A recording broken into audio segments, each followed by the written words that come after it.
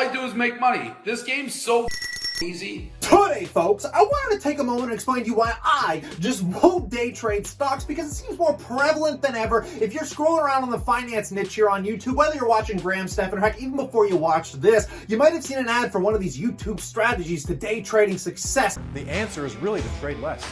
I'm talking about one trade once a week where I'm looking to deliver 100% profits. Now look, I'm not going to take you down the path of explaining to you how risky day trading is. I'm sure we're all aware of the pros and cons and this and that. I just want to break down my specific reasons that I think you're going to be pleasantly surprised from. So in the clarity of my transparency, hit that like button and let's jump. That is.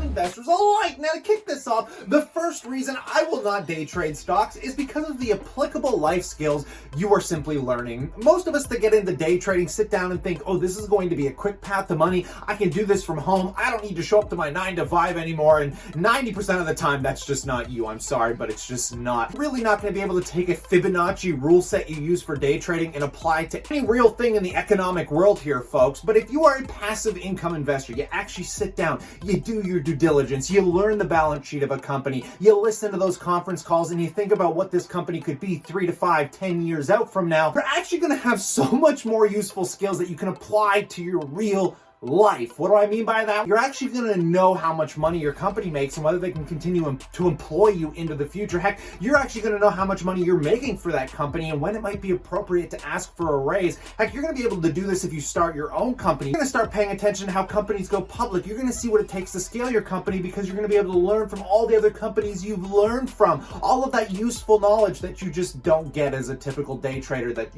just sits in his room for the first half hour of a day and prays to God he makes $500 on his Robin brokerage account because God knows he doesn't have the millions of dollars to trade with that most of these guys are selling you on when they say, oh, I made $40,000 today. I made $50. Oh, I only lost $500 because of my stop losses. Up $102,000 on the day. Numero dos.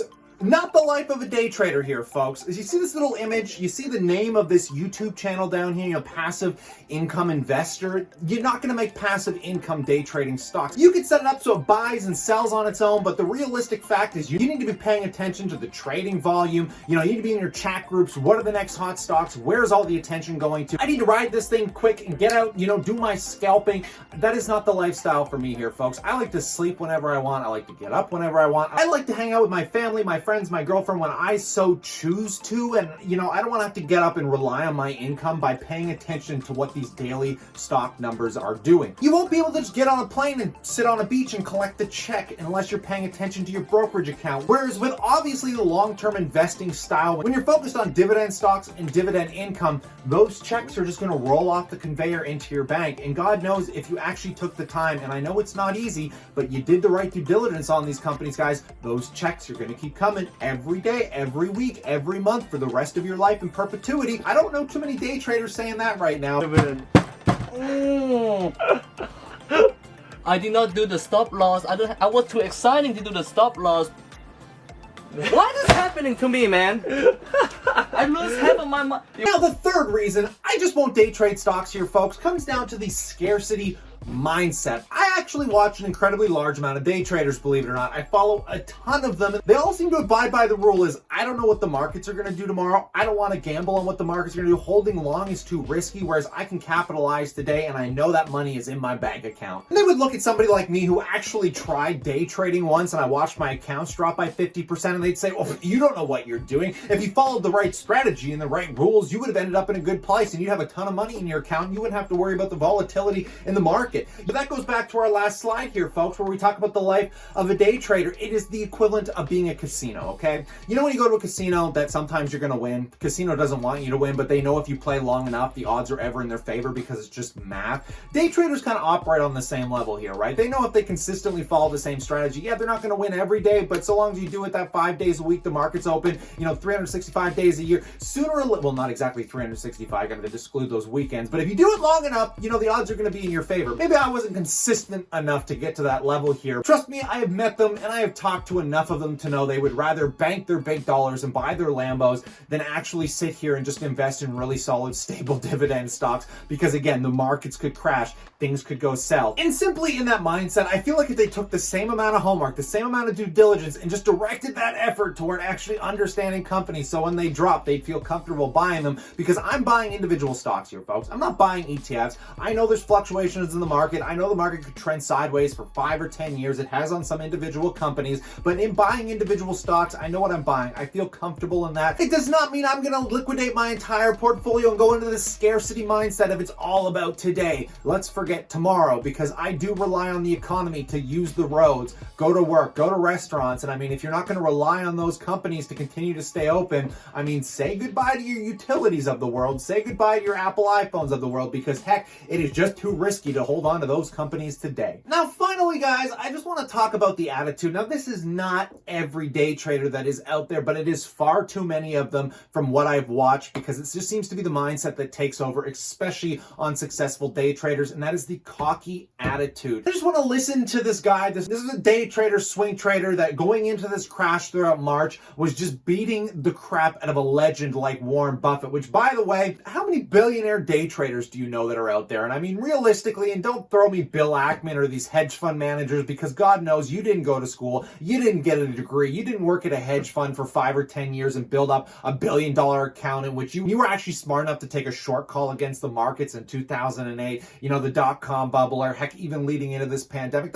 That's not you. You don't have that education. You're probably sitting in your mom's basement trying to scalp a $500 to $1,000 trade, because God knows you don't have the money that these guys have. But there is an attitude that comes with this, guys. And it's an attitude that I'm sorry if I become a victim to this of myself. Getting a little overconfident, a little cocky here. I always try and pull myself back because I want you guys to end up in the same position I am in. But let's just take a listen to see what some of the typical day traders out there are like. Alaska Airlines up 17%. Boeing up 13%. Carnival up 16%. Delta up 7.5%. What do you do if you listen to old man Buffett?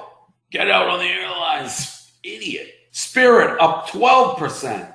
Unbelievable. All I do is make money. This game's so fucking easy. Look at me. Look at me. It's so fucking easy. Literally the easiest game I've ever been a part of.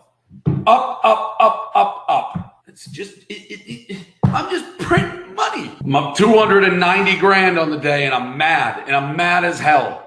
Mad as hell. Because I've sold so much of my airlines because you take profits, people. Why take profits when every stock goes up? Every airline goes up 20% every day. You just wake up 20%. Losers take profits. Winners push the chips to the middle and know the 7 ain't coming. I should be up $1 billion. I should be up $1 billion. That's how right I have been about cruises and airlines.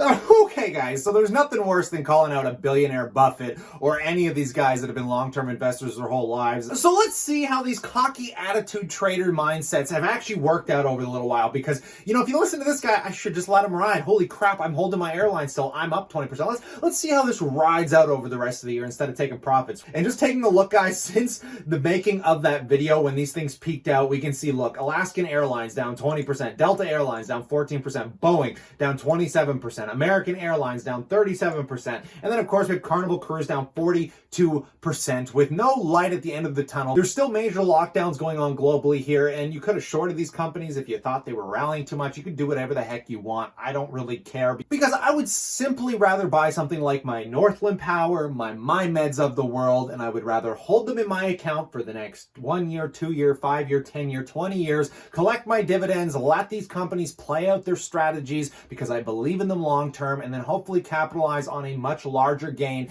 than you guys sketching out every morning by how these stocks are going to perform. Now, this is just my 2 cents, of course. I'm sure I'm offending many people, but I also get an average rate of return of over 20% a year. I mean, I'm sitting on 500+% gains that I did take some capital on from my Tesla position. Of course, I'm up on MyMed. We could watch that diminish over time, but I do love those companies, so why would I sell out of things that I truly love? Because they don't understand somebody like like a Warren Buffett, obviously when something like this tragedy hits the economies, we end up in a pandemic where he knows people aren't flying, he knows they're taking on billions and billions and billions of dollars in debt. Why would you hold that as a long-term investor? I mean, these are some of the things you're going to have to learn and you're going to have to stomach, but trust me, it's still a lot more peaceful than having to listen to the crap these guys spew out every day. So I hope you enjoyed this video. Stay cool, stay awesome, and I look forward to chatting to you tomorrow.